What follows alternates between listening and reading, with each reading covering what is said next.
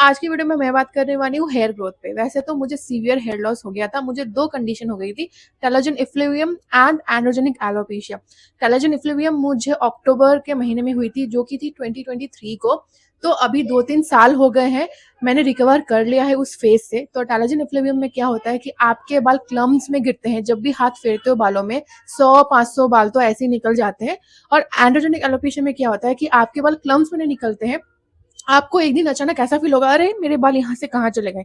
मतलब धीरे धीरे स्लो हेयर लॉस होता है, लेकिन कंटिन्यूअस होते रहता है, जिसकी वजह से क्या होता है कि आपके बॉल स्पॉट आने लगते हैं, बाल खाली होने लगते हैं पर्टिकुलर एरियाज पे।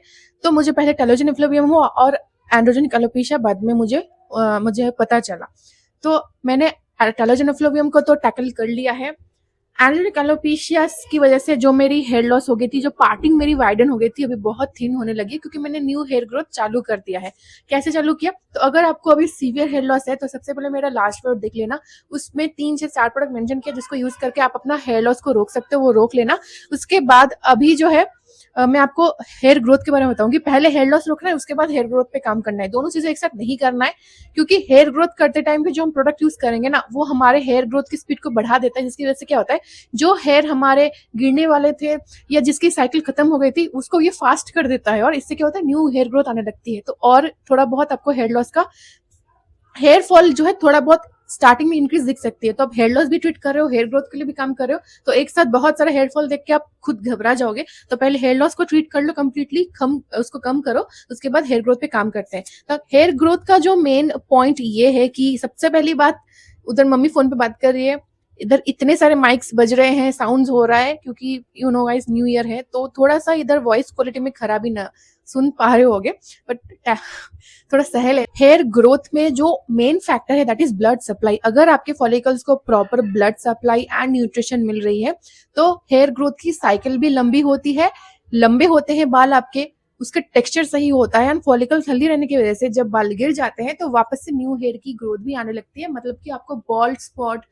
या फिर हल्के बाल ऐसे नहीं होते हैं, या फिर हेयर थिनिंग की दिक्कत नहीं होती है। तो हमारा मेन काम है हेयर ग्रोथ के लिए ब्लड सप्लाई को पहुंचाना, एंड इवन मिनोक्सिडिल का भी यही काम है कि वो ब्लड फ्लो को बहुत अच्छा कर देता है, जिसकी वजह से हेयर ग्रोथ इंक्रीज होती है, बाल आने लगते हैं, जहां पर थिनिंग स्पॉट है फिर बॉल स्पॉट है वहां पर हेयर आने लगती है।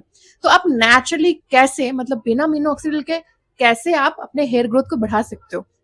इट इज इवन रिसर्च में भी पाया गया है कि मिनोक्सिडिल जैसा ही रोजमेरी ऑयल काम करता है। तो rosemary it is a natural herb, अभी पूरे वर्ल्ड में अवेलेबल हो गया है। रोजमेरी का हर्ब अवेलेबल है, रोजमेरी एसेंशियल ऑयल अवेलेबल है, इवन घर पे आप ड्राई रोजमेरी लीव्स को यूज करके रोजमेरी वाटर भी बना सकते हो। लेकिन the most effective solution is to use rosemary essential oil, क्योंकि यहाँ पर जो है आपको इतनी सी क्वांटिटी मिलती है ना, इसमें हजारों रोजमेरी लीव्स की एक्सट्रैक्शन करके उसका एसेंशियल ऑयल निकाला जाता है, इसलिए काफी महंगा होता है। एसेंशियल ऑयल जनरली बहुत महंगा होता है, लेकिन मैंने बहुत ही अफोर्डेबल ढूंढ के निकाला है अमेजोन से, दैट इज रे नेचुरल्स रोजमेरी ऑयल। इसका मैं कैस्टर ऑयल यूज करती हूँ, बहुत ही इफेक्टिव है।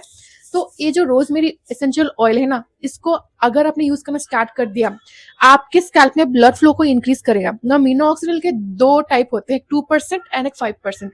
ऑब्वियसली 5% ज्यादा स्ट्रॉन्ग है, लेकिन जो 2% है एग्जैक्टली ये वैसा ही काम करता है, लेकिन थोड़ा सा स्लो है। ये आपको रेगुलर यूज करना पड़ेगा, तभी आपको रिजल्ट मिलेगा। बहुत अच्छा होगा अगर आप रोजमेरी वाटर भी बना के यूज करो, रोजमेरी ऑयल भी यूज करो, दिन में 2 बार यूज करोगे तो बहुत जल्दी आपको रिजल्ट मिलेगा। आपको क्या करना है, सिंपली 4 to 5 ड्रॉप्स आपको ऑयल में डाइल्यूट करके यूज करना है। जैसे जनरली हेयर ऑयलिंग करते हो ना, हफ्ते में 2 से 3 बार, वैसे करना है। आप कैस्टर ऑयल, कोकोनट ऑयल को मिक्स करके उसके अंदर 4 से 5 ड्रॉप को डाइल्यूट करके यूज कर सकते हो। मैं सजेस्ट करूंगी कि आप ओवरनाइट ऑयलिंग ना करें। अगर आपको हेयर लॉस की दिक्कत है, बहुत इजीली बाल टूट जाते हैं, तो overnight oiling is not for you. अगर आपके बाल थिन है तो भी मत करना। आप सुबह 2 से 3 घंटे के लिए हेयर ऑयलिंग करके शैम्पू को लेना, शैम्पू वही यूज करना जो मैंने लास्ट वीडियो में मेंशन की थी, मैंने इस वीडियो के अंदर भी लिंक कर दूंगी। अब रोजमेरी एसेंशियल ऑयल यूज करने की वजह से मेरे जो बाल है वो वापस आने लगे। अब तो बेबी हेयर्स काफी लंबे हो गए हैं, एंड न्यू बेबी हेयर्स भी आ रहे हैं।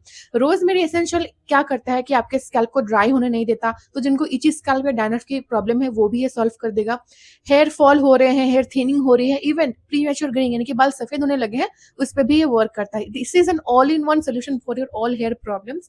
तो आप बेस्ट है कि रे नेचुरल्स का यूज करो। इसका कैस्टर ऑयल अच्छा है, इसका रोजमेरी एसेंशियल ऑयल अच्छा है, तो मैं दोनों लिंक कर दूंगी। कैस्टर ऑयल तो बहुत ही अच्छा है, हेयर थिनिंग हो रही है तो थिकर हेयर के लिए कैस्टर ऑयल बहुत अच्छा है। तो फॉलो किया करो, सब्सक्राइब किया करो। एंड मिलते हैं अगले साल।